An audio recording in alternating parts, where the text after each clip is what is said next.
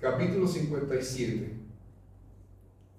Clemente Vargas se apoyó del caballo. Le llamó la atención que el rancho estuviera a oscura. El ladrido de los perros no lo amedrentó. No era un hombre que tuviera miedo a ningún animal por más salvaje que fuese. Observó con la claridad que le daba la luna llena que un gran candado colocado en los eslabones de una gruesa cadena mantenía la puerta cerrada. Llamó a grandes voces a la gente de Clodomiro Ramírez por su nombre, por si acaso se encontrara en la cercanía, pero solo recibió silencio como respuesta. A su alrededor movían el rabo los perros que ya lo habían reconocido. El comisario se encogió de hombros. No sabía en dónde podría estar su subordinado, pero no postergaría la misión que le esperaba. Encendió una lámpara querosén que estaba allí y que le serviría para alumbrar el cementerio. La usó para buscar un cuartucho de adobe que estaba en un metro del rancho, una pala que serviría para exhumar el cuerpo de Justino Hernández. Una vez que tuvo consigo esa herramienta, apagó la lumbre. No quería llamar la atención de nadie. Para ello se había vestido con ropas oscuras. Al trotecito del alazán llegó hasta la puerta del cementerio, que crujió con un sonido metálico que hubiera espantado al más valiente. El oficial de policía se sintió nervioso, caminó por entre las cruces blancas y quiso adivinar el lugar en donde estaba la tumba de su enemigo. Sin embargo, esa era una tarea imposible sin el auxilio de la lámpara que había llevado consigo desde el rancho de Ramírez. El caballo había quedado atado en el portón con puntas oxidadas en el extremo superior. El animal estaba calmado. El crujido de las piedras sueltas a su paso lo irritó porque era el único sonido que percibía. Era como si todos los ruidos estuvieran amordazados y encerrados en alguno de los féretros que se encontraban bajo tierra. La lumbre le fue mostrando nombres, apellidos, algunos de ellos conocidos, otros de fundadores a quienes no había tenido el honor de tratar. De repente alumbró una lápida, la de Martín Romero. A él sí lo conocía. Lo había llevado a ese lugar que le tocaba ocupar en la necrópolis. Era el supuesto violador de la hermana de Ramírez, al que había capturado y a quien, con su anuencia, el agente había ejecutado con un tiro en la cabeza. Lo que la joven deshonrada no reveló nunca fue el romance que mantuvo con el joven. La culpa no la llevó al suicidio, pero sí a enclaustrarse en un convento. En esa clausura y servicio a Dios pagaría los pecados de su silencio y de la carne. El comisario Vargas nunca llegó al fondo del asunto. Desconfió, pero prefirió quedarse con la versión oficial, esa que dejó consignada en el informe policial. El peligroso delincuente atacó a la partida que lo perseguía y se suicidó al verse rodeado con un disparo mortal en la cabeza. Siguió la búsqueda. El chistirito de una lechuza le arrancó una maldición. Era un hombre algo supersticioso. Trató de buscar con la vista al ave nocturna, pero no lo consiguió. Continuó entonces leyendo los nombres de los habitantes de ese mundo de pie juntos. Vio el nombre de Ángela Barrera, aquella viuda con la que tuvo amoríos. Recordó lo insaciable y fogosa que era. Los vecinos de los Naranjales comentaban que había enviudado 3 veces y le atribuían haber llevado a 3 maridos a la tumba, como directa consecuencia de su apetito sexual. El primero de ellos había sucumbido en la propia noche de boda. Los que vieron el cadáver recordaban que tenía los ojos abiertos y una gran sonrisa de satisfacción. Era indudable que placentera había sido su muerte, casi como estar contemplando el rostro de Dios. El comisario solía jactarse de que a él no lo había derrotado en la cama, ni ella ni ninguna de las mujeres que pasaron por su vida. Prosiguió con la búsqueda hasta que dio con la lápida de Justino Hernández. Un escalofrío le recorrió la espalda, completó esa sensación, un nuevo chistido de esa lechuza inoportuna o de otra. Observó que la tierra no estaba consolidada tal como lo había previsto. Dejó la lámpara encendida a un costado y comenzó a trabajar con la pala. Mientras estaba en la tarea, profirió una nueva maldición, pero esta vez no estaba dirigida a ninguna lechuza, sino a la agente Ramírez, cuya ausencia lo obligaba a realizar todo el trabajo solo. Una brisa tibia impactó en su cuerpo, que ya comenzaba a transpirar por el efecto de la tarea que interrumpía de a ratos para tomar aliento. Estaba desacostumbrado a ese tipo de actividades. La lechuza lo chistó de nuevo y volvió a insultarla por lo bajo para luego lanzar un escupitajo al aire. Miró en derredor. Las nubes se habían desplazado y la claridad emanada por la luna llena daba un toque tétrico a las tumbas. No sintió miedo, pero sí una incomodidad que lo hacía anhelar el fin de la exhumación. ¡Tan profundo está este tipo! Parece que te enterraron en el propio infierno.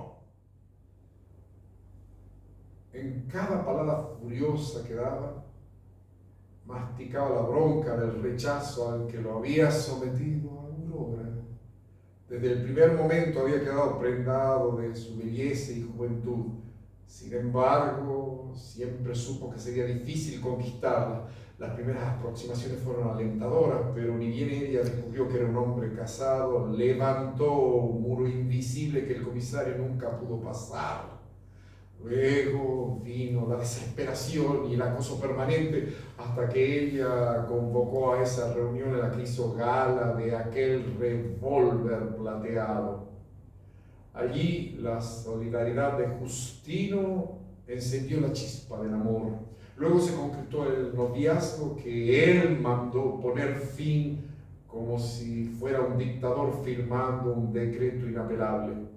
El montículo de tierra al lado de la tumba iba creciendo ante cada palabra. La bronca de ese trabajo solitario también. ¿Dónde se habrá metido Ramírez? Seguro que está poniéndose con todos los vinos que encuentra en algún rancherío de afuera. Ojalá que le sienta mal la borrachera al mal nacido. Vargas insultaba con la oscura camisa ya totalmente empapada por el esfuerzo. De repente, un sonido metálico lo detuvo. Era el Cristo de bronce que ornamentaba la tapa del ataúd. Era una figura generosa que denotaba el aprecio que don Jacinto Rosales tenía por su amigo. En ese instante se le cruzó por la cabeza que la sospecha de un engaño era infundada, pero no se culpó de querer salir de la duda. Tenía que ver el cadáver de su enemigo. Si hubiera podido amarrarlo y tirarlo desde su caballo, habría recorrido el pueblo entero y finalmente llevarlo a la escuela para que Aurora percibiera el putrefacto olor de la muerte. El pozo que había cavado le daba a la altura del pecho. Sacó un pañuelo y secó su cara. Una nueva y leve ráfaga de aire caliente le pasó por los costados, pero no se inquietó. Estaba cerca de develar el misterio. Esta vez La lechuza no chistó, sino que se dejó ver en un aleteo pesado mientras atravesaba a cierta altura el camposanto. Seguramente Aurora estaría durmiendo en esa noche cálida, solamente cubierta por una sábana que acariciaría su cuerpo armónico. Vargas recordaba imaginar a la maestra desnuda. Hasta pensó en la posibilidad de violarla, pero era demasiado orgulloso para concretar ese acto. Íntimamente soñaba que la docente le terminaría rogando. Tarde o temprano se sentiría sola y él podría demostrar que tenía sanas intenciones, inocente, como besarla hasta el cansancio. Pensó que con la pala no podría romper la tapa del féretro. Se trataba de madera noble. No quería dejar la tarea inconclusa. Se le ocurrió que podía encontrar algún elemento más punzante. Salió de esa cavidad que había abierto en el vientre de la tierra. Tomó la lámpara y quiso alumbrar mejor en derredor. La sorpresa lo paralizó. Justino, vestido con ropa de campo, lo observaba en silencio. El comisario no podía mover ni un músculo. Otra vez el viento caliente le golpeó el rostro. El difunto tampoco se movía. Los segundos morían en un aletargado transcurrir hasta que el hombre que había recibido los disparos del agente Ramírez por fin habló. ¿Por qué no me dejas descansar en paz? Las piernas del comisario comenzaron a temblar. Quiso retroceder y resbaló. Su cuerpo se arqueó en el aire como si hubiera sido empujado, quizás por la culpa de haber profanado esa sepultura. Vargas cayó sobre el ataúd y su nuca golpeó con fuerza en la imagen de bronce del Hijo de Dios crucificado. Justino se movió con rapidez y, tomando la lámpara que su enemigo había soltado, se asomó al hueco y vio al policía despatarrado como si fuera un muñeco de trapo, pero de tamaño natural. Cuando acercó la linterna al rostro, pudo ver los ojos sin movimiento de Clemente Vargas, que observaban para siempre la inmensidad del cielo. El muerto viviente no vaciló. Había ido al cementerio solo por la curiosidad de ver su propia sepultura. Nunca imaginó que encontraría allí a su adversario, ni tampoco ese trágico desenlace. Rápidamente tomó la pala y comenzó a cubrir el cuerpo con la tierra que en instantes previos el ahora difunto había removido. Tomó además la precaución de apagar la lumbre y arrojó el artefacto junto al cadáver. Las paladas de tierra fueron cubriéndolo todo. La tumba quedó de manera similar a como la había hallado el uniformado en su afán de constatar la muerte de Justino. El hombre terminó la improvisada tarea y arrojó la pala en la fosa común de la cruz mayor del cementerio. Luego montó en el caballo de su adversario y cabalgó hasta las proximidades de la estancia de su amigo Jacinto. Se apeó y, dándole un fuerte golpe en la zanca, lo hizo huir. Regresó a pie. Los perros ni siquiera ladraron. No había movimiento alguno, por lo que volvió a su escondite. Al otro día se las arreglaría para contactarse con Aurora a fin de acelerar la partida. Se había propuesto no revelar a nadie lo que había ocurrido esa noche. Se llevaría ese secreto a la tumba. Esa noche Justino no durmió. Mientras preparaba sus cosas recordaba el rostro de terror del comisario, que seguramente lo creyó un espectro. Había sido, si se quiere, una muerte absurda, pero ¿cómo explicarla en sede policial y justamente de la boca de alguien que había fallecido hace unos días? De ese modo justificaba en su interior la rápida decisión de sepultar ahí mismo sobre el féretro lleno de naranjas podrida el cadáver de su rival. Nada tenía que empañar la nueva vida que tenía por delante junto a Aurora. La maestra despertó llena de un sentimiento de inquietud. Eran aproximadamente las 3:30 de la mañana. Había escuchado un ruido extraño afuera. Era como de cadenas cayendo al suelo. Instintivamente abrió el cajón de la mesa de luz en donde resplandeció el revólver plateado. Lo tomó con la prestancia propia de un hombre y se sentó en la cama. Permaneció en silencio y no encendió la lámpara con la que se había alumbrado para leer un libro antes de conciliar el sueño. Se había acostumbrado a ver en la penumbra, prestó oído a lo que pudiera pasar fuera del cuarto que tenía en la escuela. Solo hubo silencio. El canto de uno que otro grillo rompió ese estado de tensión y devolvió un poco la calma. Miró por la ventana, luego de escorrer con cautela la cortina. No había movimiento. Se quedó tranquila cuando vio que Chúcaro, el perro mestizo que era la mascota escolar, dormía plácidamente debajo de la galería que tenían las dos aulas del sector norte. Era muy cuidador y, si no había reaccionado ante el ruido, quería decir que no implicaba ningún peligro. Volvió a la cama, dejó el revólver sobre el libro que había leído antes de dormirse. Se recostó de nuevo y cubrió con una sábana su cuerpo vestido con un camisón de tela liviana y fresca. No hacía calor, pero tampoco frío. Sonrió al ver un sobre al lado del libro. Ya le había llegado la carta confirmando el traslado a la provincia de Salta. El lunes llegaría su reemplazante y el mismo día partiría tratando de dejar muy difuso su destino final. No se podían dar el lujo con Justino de dejar demasiadas pistas sobre el lugar que les permitiría comenzar de nuevo. El comisario Clemente Vargas no se daría por vencido con facilidad. No había dudas que él había ordenado la muerte de su novio. En los últimos días se había sentido vigilada, pero no pudo saber si eso era así. No tenía la misma capacidad de observación de Justino.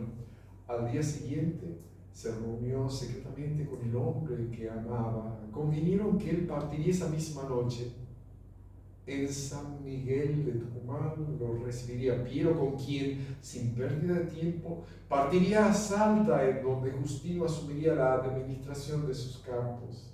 El lunes, ella también iría a la casa paterna, pero se quedaría allí varias semanas hasta arreglar los detalles de la boda. Se casarían en territorio salteño. Justino se marchó a tiempo. Los uniformados emprendieron la búsqueda del comisario Clemente Vargas y del agente Clodomiro Ramírez. Habían encontrado el caballo del jefe vagando por los caminos, pero no tenían indicios de lo que ocurrió con él. Pasaron los días con resultados negativos, recibieron apoyo de sus pares de capital. A los 5 días, delatados por el fuerte olor a descomposición, hallaron el cuerpo del agente. No pudieron observar sus ojos abiertos porque las cavidades oculares habían sido vaciadas por las aves carroñeras. Hallaron el revólver en el suelo. Determinaron que fue un solo disparo el que terminó con su vida. No descartaron la hipótesis de suicidio, pero la posición del cuerpo y del arma los desconcertó. En el mismo acto recuperaron el caballo que seguía atado en el mismo lugar en el que lo dejó su jinete. La policía buscó por largos meses al comisario, hasta que desistieron de esa misión por los nulos resultados. Las malas lenguas del pueblo asociaron la desaparición de Clemente Vargas con el alejamiento de Aurora. Pensaron que él se había ido detrás de su paso. Hasta su propia esposa lo creyó así y celebró cuando un juez amigo lo declaró muerto y a ella oficialmente viuda. La búsqueda había durado varios años. En otras comarcas, muy cerca del río Juramento, Aurora vivía casada con Roque Rodríguez, con quien era la mujer más feliz del mundo. Solo en la intimidad lo llamaba Justino, como bautizó más tarde a su primer hijo.